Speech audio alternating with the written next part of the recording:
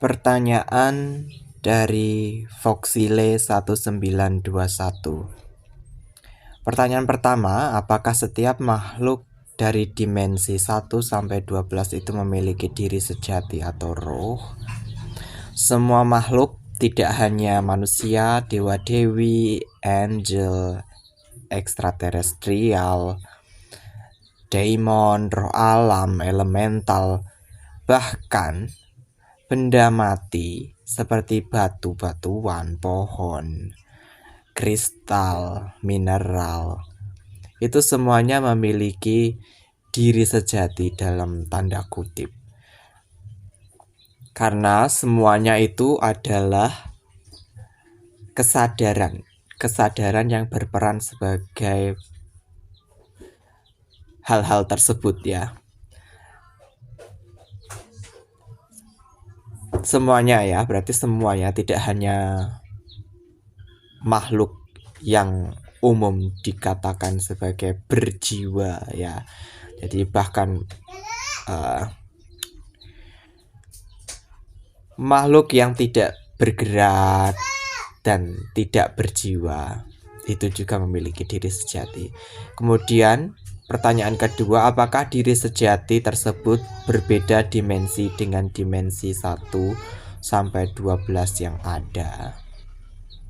Umumnya diri sejati dari setiap makhluk atau setiap keberadaan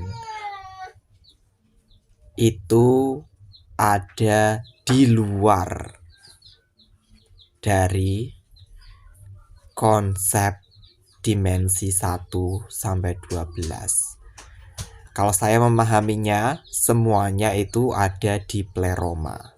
Pleroma adalah alam kesempurnaan, di mana semua kesadaran yang melandasi setiap eksistens ya, atau setiap keberadaan, alam keberadaan itu beroperasinya dari sana ya. Jadi diri sejati dari manusia, setiap manusia itu di sana.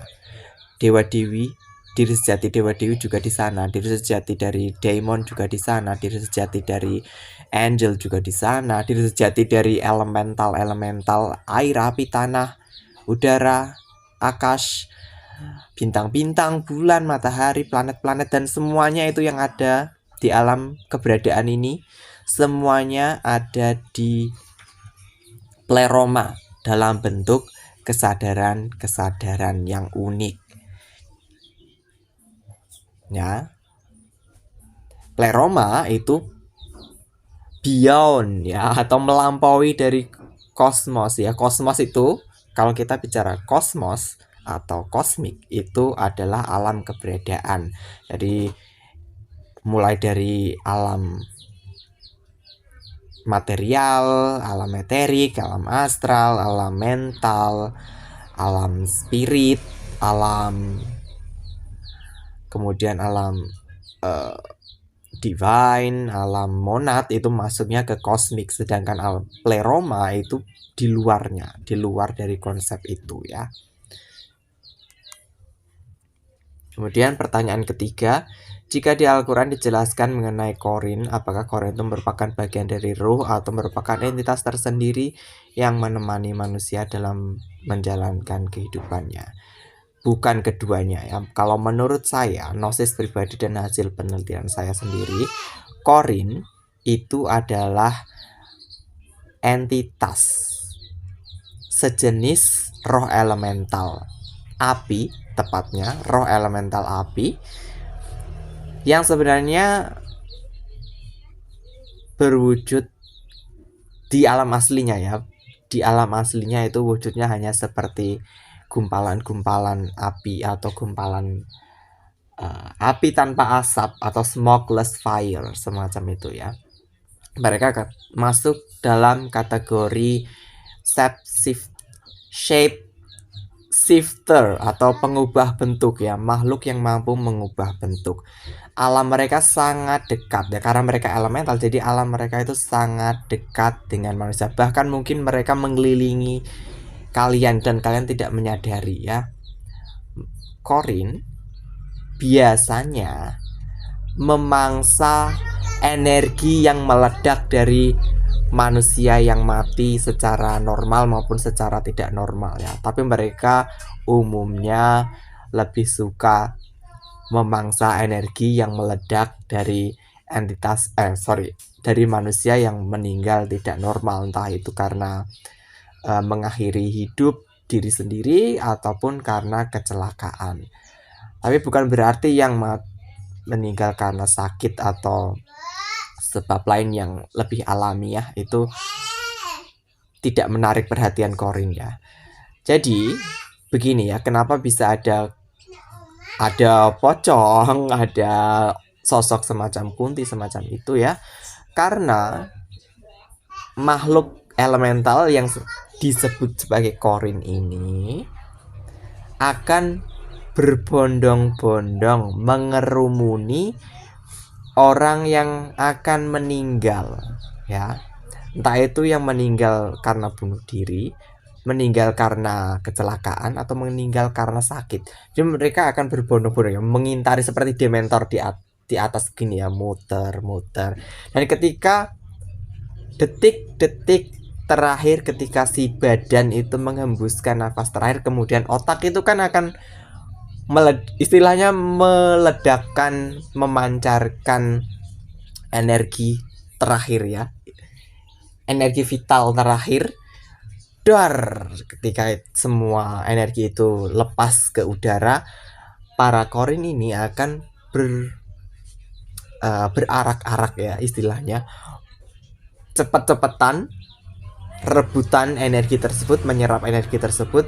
Dia yang paling dominan akan mendapatkan porsi yang lebih besar, dan Corin yang mendapatkan porsi energi lebih besar ini berpotensi memangsa Corin-Corin yang hadir di situ juga.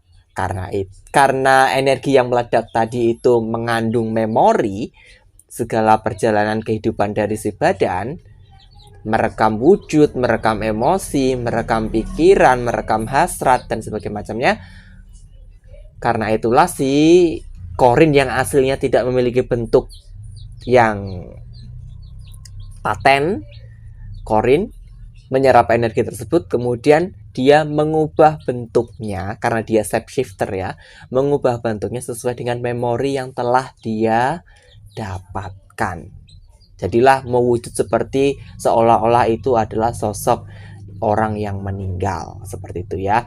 Corin selain sebagai shapeshifter, mereka punya kecenderungan sebagai entitas parasit.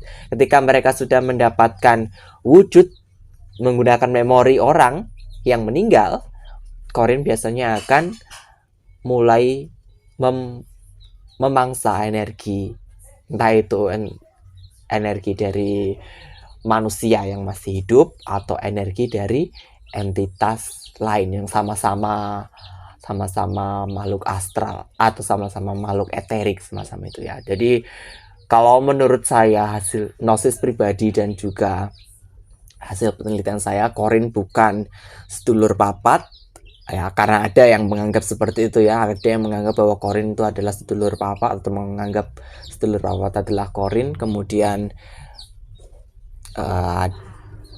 menurut saya Corin juga bukan makhluk yang mendampingi manusia, tapi mungkin bisa juga ya dianggap mendampingi karena begitu dekatnya alam dari Corin ini. Karena ya memang cuma beda satu lapis saja ya, alamnya masih, pemandangannya masih seperti yang kalian lihat, cuma itu ada di lapisan yang berbeda aja, seperti itu ya. Semoga itu menjawab pertanyaan kamu ya. Terima kasih atas pertanyaannya. Sampai jumpa di video Q&A selanjutnya.